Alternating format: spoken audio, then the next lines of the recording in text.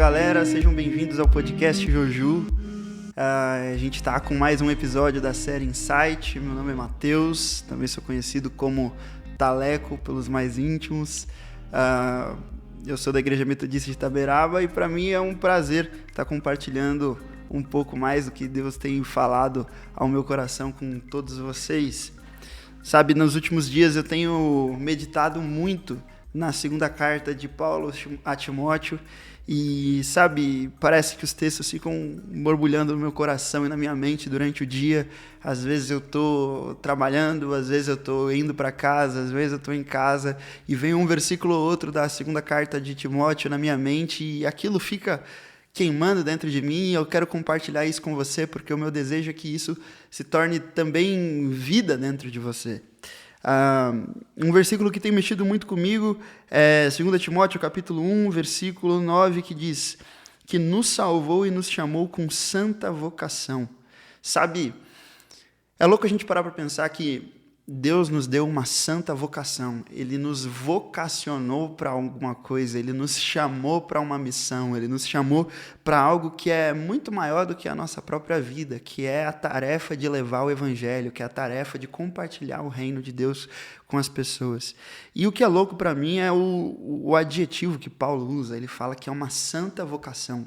Sabe, isso dá um peso na responsabilidade que a gente tem de levar o Evangelho, sabe? Não é uma vocação qualquer, Jesus não nos chamou para um convite de última hora, Ele nos fez uma convocação, Ele nos deu uma santa vocação para pregar o Evangelho. Isso me causa um pouco de temor, porque uma vez eu ouvi de um missionário que um evangelismo é uma das coisas mais sérias que você pode fazer em relação a uma outra pessoa, porque se você prega a Cristo e aquela pessoa ouve a tua mensagem e ela crê naquilo e ela confessa Jesus Cristo, a palavra diz que Jesus confessa essa pessoa diante do Pai.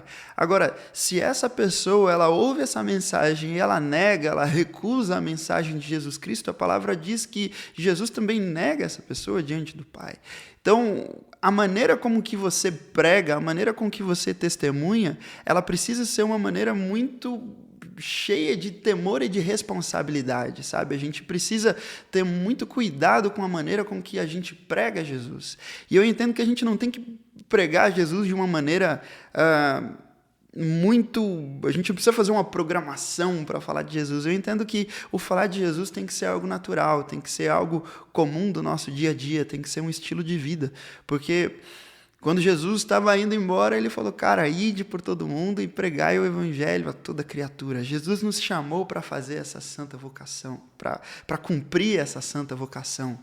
E sabe, a gente, na nossa caminhada cristã, muitas vezes a gente vai caminhando, a gente se converte, a gente é cheio com o Espírito Santo e a gente quer falar de Jesus para todo mundo, mas conforme os anos vão passando, a gente vai querendo ouvir mensagens mais profundas, a gente quer meditar em textos diferentes e a gente começa a buscar mensagens na internet e a gente vai deixando aquelas primeiras mensagens que a gente ouvia de lado e a gente, sem perceber, vai deixando de lado essa vocação. A gente vai deixando de lado aquele amor que transbordava, que a gente queria falar de Jesus no ônibus, a gente queria falar de Jesus no metrô, no trabalho, na escola, na faculdade, para a família, a gente queria falar de Jesus para todo mundo, mas com o tempo parece que esse desejo vai morrendo e a gente vai se sentindo mais espiritual, tipo, não, porque agora eu vivo outro momento, estou numa outra fase na minha caminhada com Deus, mas sabe, o evangelismo ele tem que ser constante durante a nossa vida com Jesus, o falar de Jesus tem que ser constante. Jesus, em Apocalipse, vai dizer que ele nos fez reino e sacerdotes. Isso para mim é poderoso, porque a gente não é apenas sacerdote de Jesus, a gente também faz parte do reino de Deus. Em Lucas capítulo 17, Jesus vai falar que o reino de Deus ele está dentro de vós. Sabe, o reino de Deus está dentro de mim, o reino de Deus está dentro de você que está ouvindo esse podcast agora. Isso significa que por onde você passar, você carrega dentro de você paz, justiça, alegria e poder de Deus. Então, sabe, Deus colocou o reino dele dentro de mim e dentro de você para a gente manifestar esse reino no nosso trabalho, para a gente manifestar esse reino por onde quer que a gente passe. Mas um grande problema que eu tenho visto agora, nesses últimos tempos, é que a gente muitas vezes tem se preocupado com outras coisas que não é cumprir essa santa vocação. A gente se preocupa, por exemplo, com questões tão pequenas que a gente acaba repelindo as pessoas, e a gente faz o oposto de Jesus, que agregava as pessoas. Paulo, na segunda carta de Timóteo, no capítulo 2, ele vai falar: repele as questões insensatas e absurdas.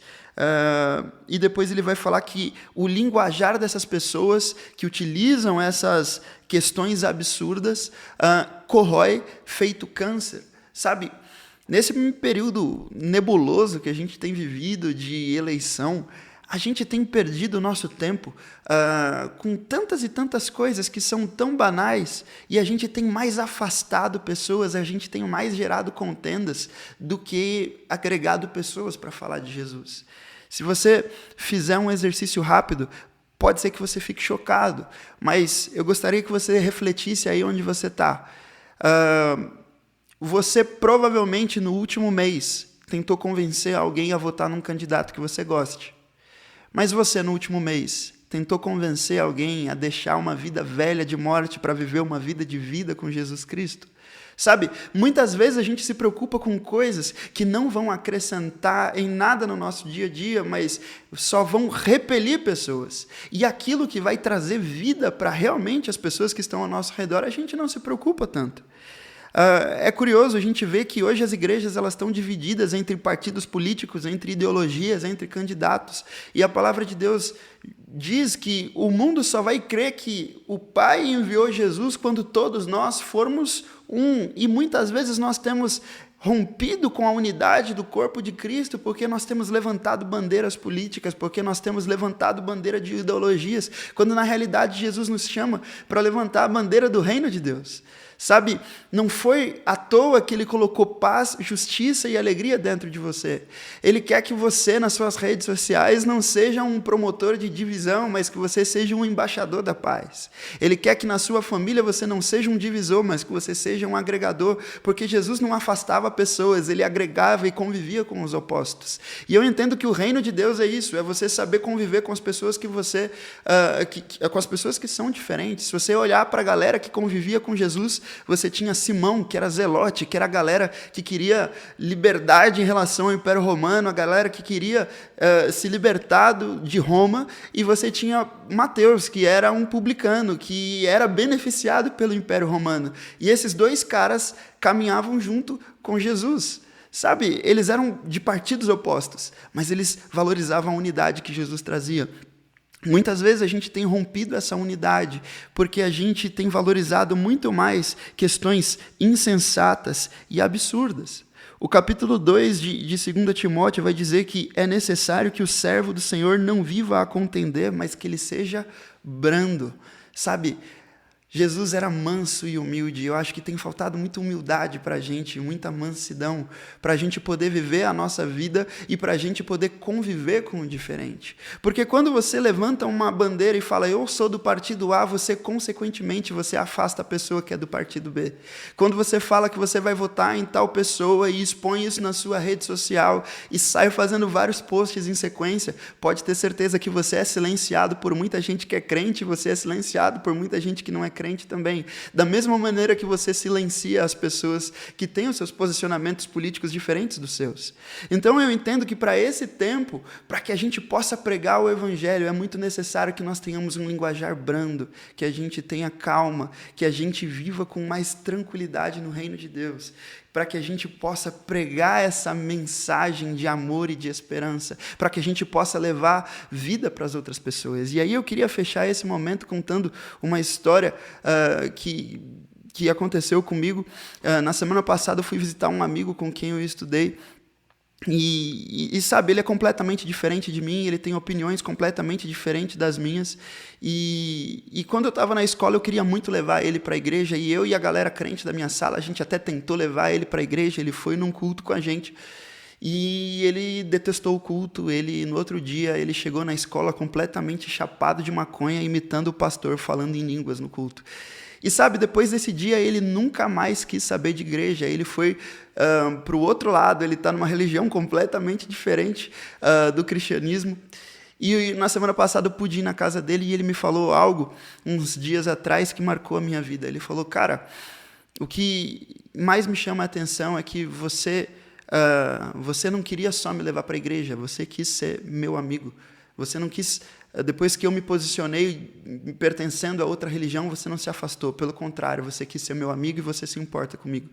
Sabe, muitas vezes a gente fica debatendo teologia, a gente quer debater religião, a gente quer debater questões morais e a gente tem muito mais afastado as pessoas do que agregado pessoas. E na semana passada eu pude falar da Bíblia, eu pude falar de Jesus, eu pude falar do reino de Deus para esse amigo que é completamente diferente de mim em quase todos os meus posicionamentos políticos. Mas o que importa não é quem está certo, o que importa é que Jesus Cristo está sendo pregado. Eu prefiro muito mais ficar calado com o meu posicionamento e manter uma amizade do que me posicionar, do que ser o dono da verdade e afastar as pessoas. Então eu espero que essa mensagem possa trazer vida ao seu coração, que você não se preocupe em levantar bandeiras, mas que você se preocupe em manifestar o reino de Deus por onde você passar. É isso, que Jesus abençoe você, seja cheio do Espírito e pregue o Evangelho por onde você for.